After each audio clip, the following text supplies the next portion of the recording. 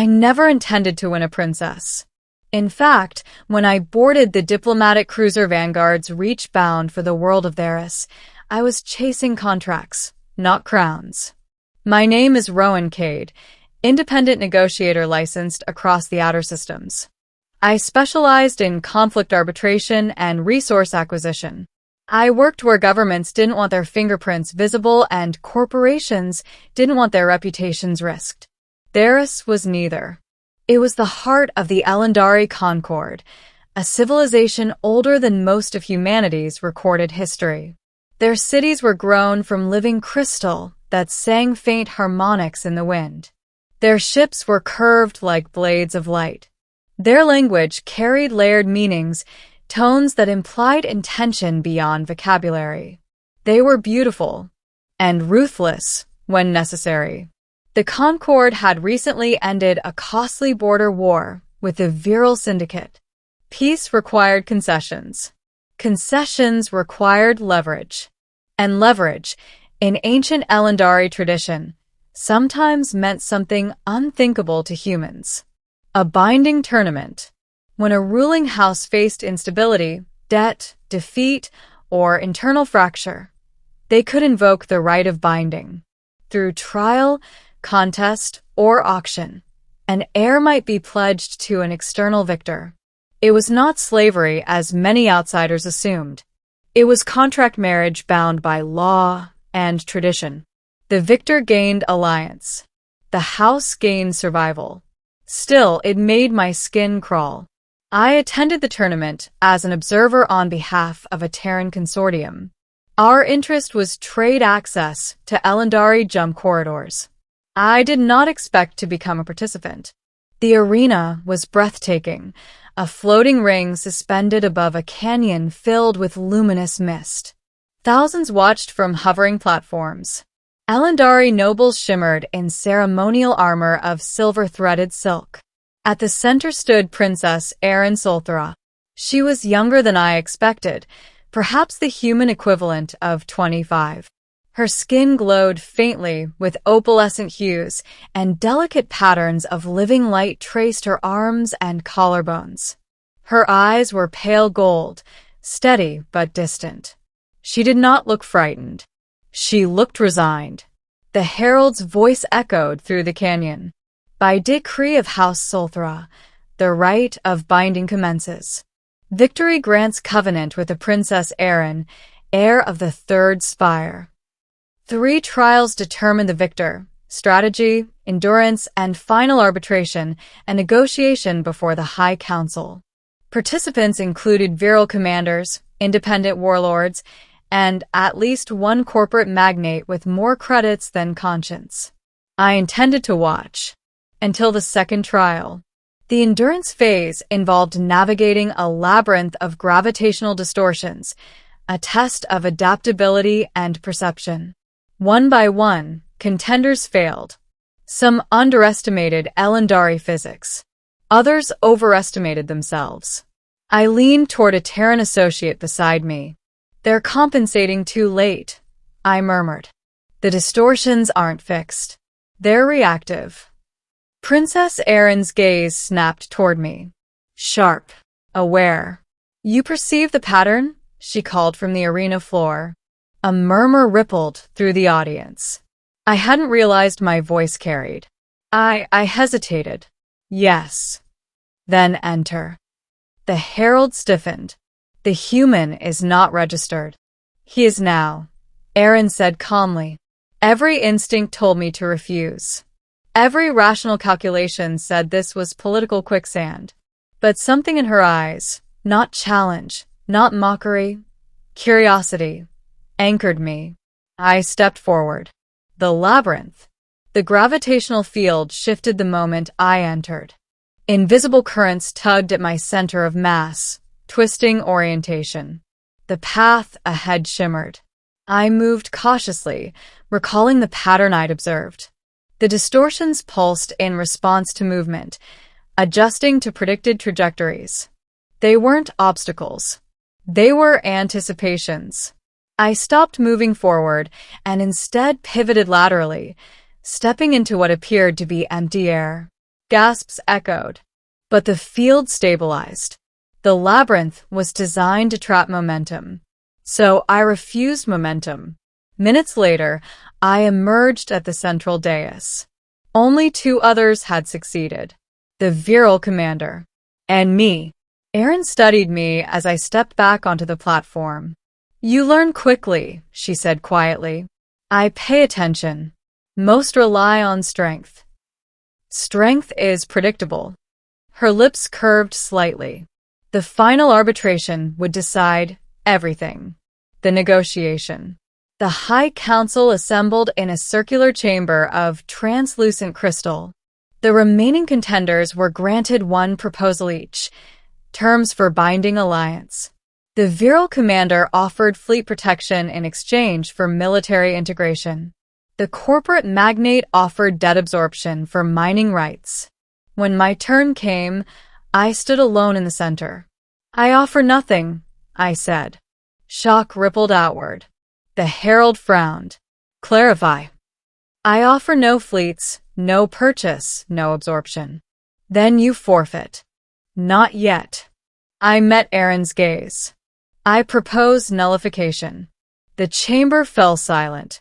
House Solthara invoked the right due to economic strain following war. I continued. Terran trade access to the outer Elendari corridors would generate sufficient revenue to stabilize your house within 5 cycles. A counselor leaned forward. And in return? Independent partnership. No binding. No transfer of autonomy. The virile commander laughed harshly. You presume too much.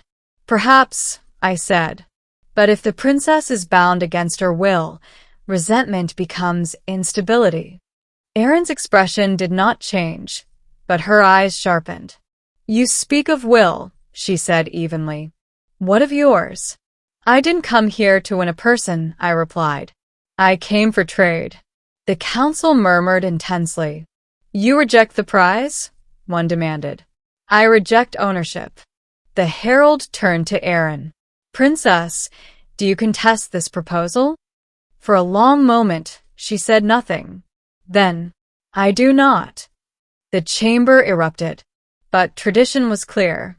If the heir did not contest a proposal and the council could not disprove its viability, the Rite concluded. House Solthara accepted the trade accord. The binding tournament ended.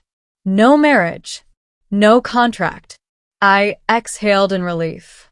Until Erin approached me afterward. You have won, she said softly. I thought I prevented that. You won my house's survival. That wasn't the same. No, she agreed. It was more. Middle, the choice beyond tradition. Over the next months, Terran Elendari trade flourished. House Solthara stabilized. And yet, I remained on Theris, advising on corridor optimization and economic integration. Officially, I was a consultant. Unofficially, I was something else. Erin sought my counsel frequently. We walked the sky bridges, luminous arches connecting crystalline towers above the canyon mist. You disrupted centuries of custom, she said once. I didn't mean to. Yes, you did. I considered that. Maybe. You refused power. I refused possession. She studied me. In our history, those who win the right rarely decline its reward. Then your history needs revision. Her golden eyes reflected the stars. You risked insult. I risked becoming something I didn't want to be. And what is that? A man who buys a woman. Silence stretched between us. You assume I would have been powerless, she said quietly. I assume you deserve choice. Her breath caught, subtle but real. Elendari are not often granted that luxury. Then grant it. Tension grew within the Concord. Traditionalists resented the human influence. Rumors suggested the Rite should have concluded differently. One evening, Erin summoned me to the 3rd spire. My father is ill, she said. I will ascend sooner than expected. That's significant. Yes. She turned toward me. When I ascend, I may invoke the right again. My stomach tightened. For stability. I thought we resolved that. We resolved economics, not tradition. You don't believe in it. No, she admitted. But belief is not the same as duty. What do you want? The question hung heavy. She stepped closer. When you stood in the council chamber, she said softly, and rejected me, I felt something unfamiliar. I wasn't rejecting you. You were refusing advantage. Yes. That is rare. She searched my face. If I chose you, she whispered, without right, without compulsion, would you accept? The world seemed to still. That would be your choice, I said carefully. And yours. My pulse thundered. I would choose you, I answered. Not as prize. Not as leverage. As partner. Her bioluminescent markings glowed brighter. Then perhaps tradition will bend again. The fracture. But change never comes quietly. A faction within the Concord conspired to reinstate the Rite forcibly, arguing that House Solthara had weakened the Dominion by defying it. An emergency council was convened. Accusations flew. Human interference. Cultural erosion. Aaron stood before them. Not yet sovereign, but nearly. You fear change, she said calmly, but change preserved us. You would abandon sacred law for a foreigner? One counselor spat. I would abandon coercion for consent. The chamber erupted. Then the unthinkable happened. She turned to me. Rowan Cade, she said clearly before the entire council, if I invoke no right, if I offer no contest, if I ask you freely, will you stand beside me? Gasps. This was not tradition. This was revolution. I stepped forward. I will. Not because I won her, but because she asked. The council attempted protest. But public sentiment had shifted. Citizens had seen trade flourish. Stability rise. The Concord did not fracture. It evolved. Ending. The partnership of equals. Aaron ascended the spire of light beneath a sky of crystalline auroras. There was no auction. No contest. No binding. She took the sovereign mantle by lineage. Then she did something unprecedented. She extended her hand, not downward, but outward. To Rowan Cade, she said before the gathered worlds, who refused to own me and chose instead to stand beside me. The gesture carried more power than any right. I took her hand, not as victor, as equal. The Concord redefined the binding laws that day. Future rites would require mutual consent, not victory, choice. Later, standing upon the highest balcony of the third spire, she looked at me with quiet certainty. You won me, she said. I never tried to. I know. The wind carried luminous particles through the night air. And the choice that followed? I asked. She smiled, not as princess, not as sovereign, as Aaron. The choice was mine, she said, and now it is ours. History would record the tournament, the human who disrupted it, the sovereign who reshaped it. But what history would not capture was the quieter truth. I did not win a princess. I won the chance to stand beside someone who chose me back. And that was worth far more than any crown.